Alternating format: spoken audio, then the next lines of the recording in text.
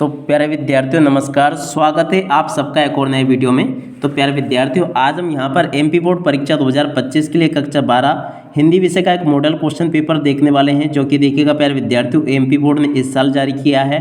देखिएगा higher secondary परीक्षा 2025 के लिए ये हिंदी विषय का क्वेश्चन पेपर है, जो कि देखिएगा प्यारे विद्यार्थियों एक मॉडल क्वेश्चन पेपर है। जी हाँ प्यारे विद्यार्थियों, यहाँ पर मैं आपको इस पूरे के पूरे मॉडल क्वेश्चन पेपर का सॉल्यूशन बताऊंगा। और देखिएगा प्यारे विद्यार्थियों, आज हम यहाँ पर प्रश्न नंबर 1 से लेकर 23 तक के सभी क्वेश्चन और इन क्वेश्चन के आंसर को देखेंगे। तो देखिएगा प्यारे विद्यार्थियों, बोर्ड परीक्षा का आपका मॉडल क्वेश्चन पेपर इस प्रकार का आएगा। आप सब लोग यहाँ से इसको अच्छे से देख लीजिएगा। अब चलो हम एक एक क्वेश्चन के आंसर को देखते हैं। पहला क्वेश्चन पूछा है, हरिवंश राय बच्चन की 10 खंडों में प्रकाशित रचना है। तो देखो इसका राइट आंसर क्या होगा, मधुशाला। अगर प्यारे विद्यार्थियों आप लोग ये लिख कर आओगे तो एकदम आपका राइट आंसर होगा।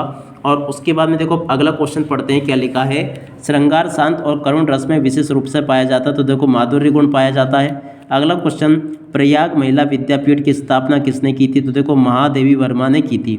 और अब अगला क्वेश्चन पढ़ते हैं, शब्द युग्म के प्रकार है। तो देखो 2 प्रकार है, यहाँ से आपको 2 लिख देना है। अगला क्वेश्चन, जूझ पाठ की विधा। तो देखो जूझ पाठ की विधा क्या होगी, आत्मकथात्मक उपन्यास होगा। और अब अगला क्वेश्चन, समाचार लेखन का प्रवेश द्वार माना जाता है। तो देखो शीर्षक को माना जाता है। और उसके बाद में देखो आप जल्दी से यहाँ से इन क्वेश्चन के आंसर को भी देख लें। और देखिएगा प्यारे विद्यार्थियों, एक मॉडल क्वेश्चन पेपर है जो कि एमपी बोर्ड ने इस साल जारी किया था। इसका मैं पूरा का पूरा सॉल्यूशन बता रहा हूँ। इसमें से काफ़ी सारे क्वेश्चन ऐसे होंगे जो कि इस साल आपसे परीक्षाओं में पूछे जाएंगे।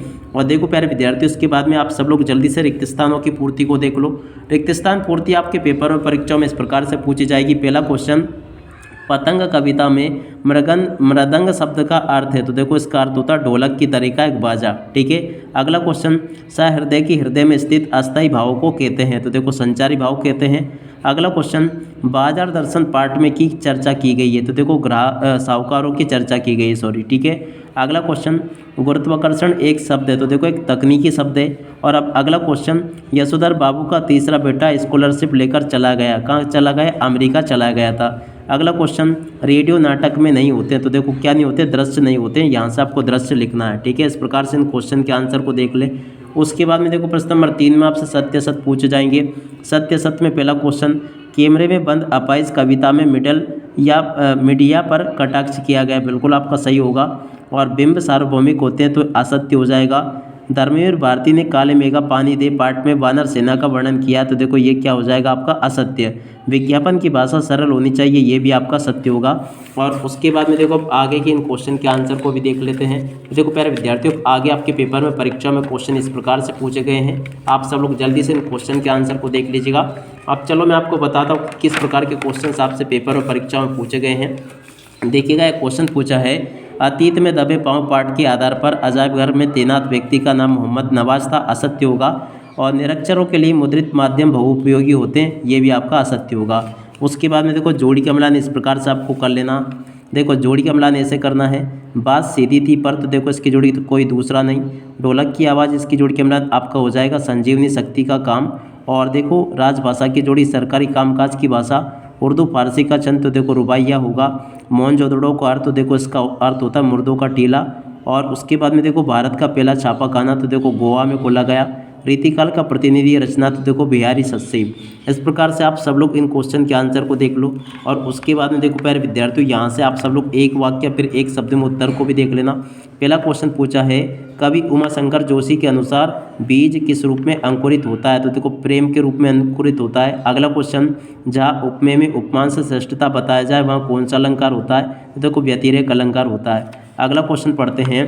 देखो क्या लिखा है, लेखक हजारी प्रसाद द्विवेदी ने कबीर के अतिरिक्त किस कवि को अनासक्त योगी कहा है। देखो रहीम को कहा है। और निबंध किसकी कसौटी हुआ करता है। तो देखो लेखक की कसौटी हुआ करता है। और अब अगला क्वेश्चन, शब्द के सार्थक समूह को क्या कहते हैं। तो देखो वाक्य कहते हैं। यशोधर बाबू सचिवालय में किस पद पर कार्यरत थे। तो देखो अनुभाग अधिकारी के पद पर ये कार्यरत थे। अगला क्वेश्चन, घटनास्थल के किसी खबर से सीधे प्रसारण को क्या कहते हैं। तो देखो इसको कहते हैं लाइव प्रसारण। और उसके बाद में जो क्वेश्चन पूछे गए ना, इन सभी क्वेश्चन के आंसर भी प्यारे विद्यार्थियों आपको मैं यहीं पर बताने वाला हूँ। तो आप सब लोग इन क्वेश्चन के आंसर को भी देख ले। चलो मैं आपको सभी के सभी इन क्वेश्चन के आंसर बता देता हूँ 1 बाय 1 करके। देखो प्रश्न नंबर 6 पूछा है, द्विवेदी युगीन काव्य की कोई 2 विशेषताएं लिखी है। तो देखो प्यारे विद्यार्थियों, यहाँ से आप सब लोग द्विवेदी युगीन काव्य की विशेषताओं को लिख लो और याद कर लेना अच्छे से। और उसके अतवाला जो क्वेश्चन है ना, छायावाद की विशेषता है जिसमें पूछी गई, इस क्वेश्चन के आंसर को यहाँ से याद कर लेना। और उसके बाद में देखो प्यारे विद्यार्थियों, अगला क्वेश्चन, दिन जल्दी जल्दी ढलता है कविता में पक्षी को लौटने का विकल्प है परंतु कवि में उत्साह नहीं, ऐसा क्यों कहा गया है। तो देखो प्यारे विद्यार्थियों, इस क्वेश्चन के आंसर को यहाँ से देख लो, ये भी पूरा का पूरा मैंने आपको बता दिया है, ठीक है। और उसके बाद में देखो प्यारे विद्यार्थियों, अगला क्वेश्चन, छोटा मेरा खेत, ये वाला क्वेश्चन 7 का अतवाला। तो देखो इस क्वेश्चन के आंसर को भी यहाँ से याद कर लो, ये भी पूरा का पूरा मैंने आपको अच्छे प्रकार से बता दिया है। और उसके बाद में देखो प्यारे विद्यार्थियों, अब अगला क्वेश्चन, प्रबंध काव्य और मुक्तक काव्य में कोई दो अंतर बताइए। तो देखो प्यारे विद्यार्थियों, प्रबंध काव्य और मुक्तक काव्य में दो अंतर यहाँ से देख कर लिख दो, ये लिखे हैं। और उसके बाद में देखो विभाव और अनुभाव में अंतर यहाँ से आप लोग देख लीजिएगा, पूरा का पूरा पेपर आपसे परीक्षाओं में इसी प्रकार का पूछा जाएगा। और उसके बाद में देखो अगला क्वेश्चन पढ़ते हैं, प्रश्न नंबर 9, सांग रूपक अलंकार के लक्षण और एक उदाहरण आपको बताने, प्रश्न नंबर 9 में क्वेश्चन पूछा गया है। तो देखो इस क्वेश्चन के आंसर को यहाँ से देख लो और पूरा का पूरा इसको याद भी कर लेना। और उसके बाद में देखो प्यारे विद्यार्थियों, अगला क्वेश्चन, सोटा छंद के लक्षण और उदाहरण आपको याद करने हैं।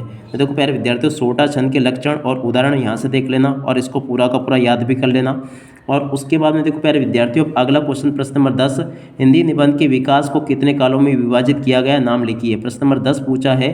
तो देखो प्यारे विद्यार्थियों, प्रश्न नंबर 10 के उत्तर को यहाँ से देख कर लिख दो और पूरा का पूरा इसको याद भी कर लेना। और उसके बाद में देखो प्यारे विद्यार्थियों, अगला क्वेश्चन, शुक्ल युग के निबंध की कोई दो विशेषताएं आपको बतानी, प्रश्न नंबर 10 का अतवाला क्वेश्चन। देखो प्यारे विद्यार्थियों, यहाँ से आप सब लोग इस क्वेश्चन के आंसर को भी याद कर लो, इनमें से काफ़ी सारे क्वेश्चन ऐसे होंगे जो कि आपसे परीक्षाओं में पूछे जाएंगे। और उसके बाद में देखो अगला क्वेश्चन पढ़ते हैं, देखिएगा, महादेवी वर्मा ने स्वयं व भक्तिन के मध्य किस संबंध को नकारा है, प्रश्न नंबर 11। तो देखो प्यारे विद्यार्थियों, इस क्वेश्चन के आंसर को यहाँ से देख लो और पूरा का पूरा इसको भी याद कर लेना, ये भी मैंने आपको बता दिया। और पहलवान के ढोलक पाठ के आधार पर आपको इस क्वेश्चन के आंसर को भी देख लेना, ये भी आप लोग कंप्लीट कर लेना। और उसके बाद में देखो अगला क्वेश्चन, निम्नलिखित वाक्यों को शुद्ध करके लिखिए। प्रश्न नंबर 12 में जो क्वेश्चन पूछे गए हैं ना, इनमें से आपको इन वाक्यों को शुद्ध करके लिखना है, ठीक है। उसके बाद में देखो आगे आपके पेपर में इस प्रकार से क्वेश्चंस पूछे जाएंगे। और उसके बाद में देखो प्यारे विद्यार्थियों, आगे बढ़ते हैं, आगे क्वेश्चंस को देखते हैं। देखो प्रश्न नंबर 13 पूछा गया, राष्ट्रभाषा की कोई दो विशेषताएं। देखो प्यारे विद्यार्थियों, राष्ट्रभाषा की दो विशेषता यहाँ से देखकर लिख देना, ठीक है। और उसके अतवाले क्वेश्चन का आंसर ये लिखा है। प्रश्न नंबर 14 को यहाँ से देख लो, यशोधर बाबू की पत्नी समय के साथ ढल सकने में सफल होती है परंतु यशोधर बाबू असफल होते हैं, क्यों। तो देखो इस क्वेश्चन के आंसर को भी देख लो आप सब लोग, यहाँ से मैंने आपको पूरा का पूरा ये पेपर का आंसर बता दिया, ठीक है। तो आप लोग इस प्रकार से इसको पूरा कंप्लीट कर लेना। और देखिएगा प्यारे विद्यार्थियों, अगला क्वेश्चन, स्वयं कविता रच लेने का आत्मविश्वास लेखक आनंद यादव के मन में कैसा पैदा हुआ।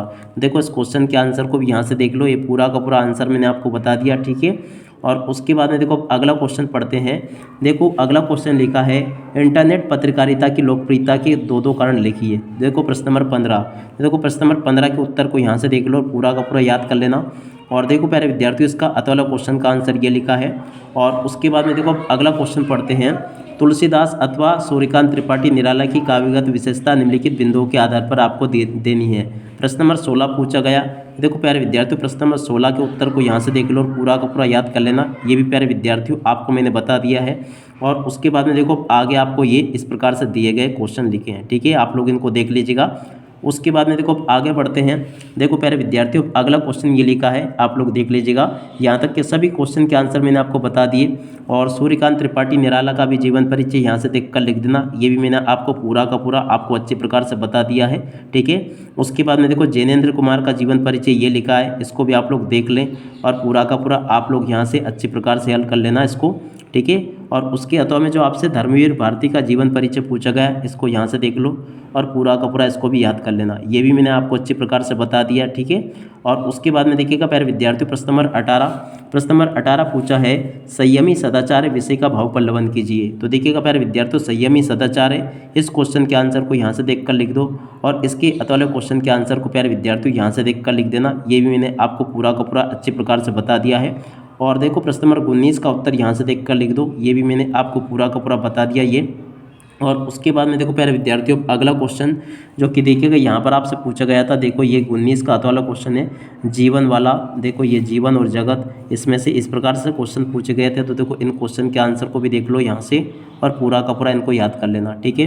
अब इसके बाद में देखो आगे बढ़ते हैं, आगे क्वेश्चन के आंसर को देखते हैं। प्रश्न नंबर 20 पूछा है, निम्नलिखित काव्यांश का संदर्भ प्रसंग सहित भावार्थ आपको लिखना है, ठीक है ना।